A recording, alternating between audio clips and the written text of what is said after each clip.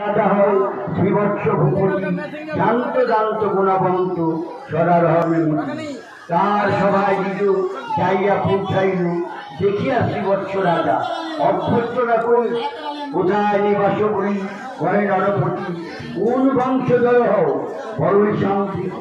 শুনিয়া দ্বিজের পুত্র ওই সমুদয় সুমঙ্গল নাম ধরি, শোন মহাশয় অতি দিন দুঃখী আমি, নাই পিতা মাতা, স্বদেশে বিদেশে আমি যাই তথা তথা, উন্মাদের সম আমি ভ্রমি দেশে দেশে, জীবন ধারণ করি অতি অক্লেশে।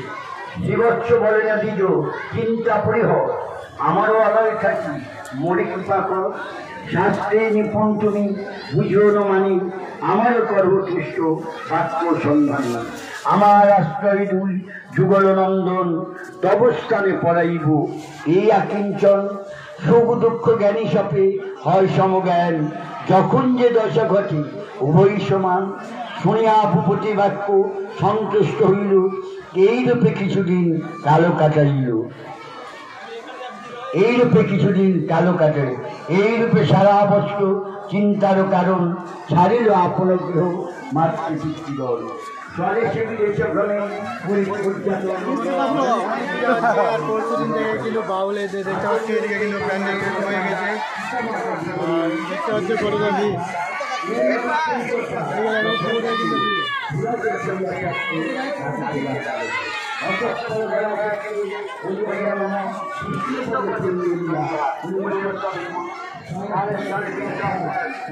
হ্যালো, এই দেখুন আপনারা আমাদের এখানে ষোলো মহারাজ পূজার এত লোক হয়েছে, আপনারা দেখুন।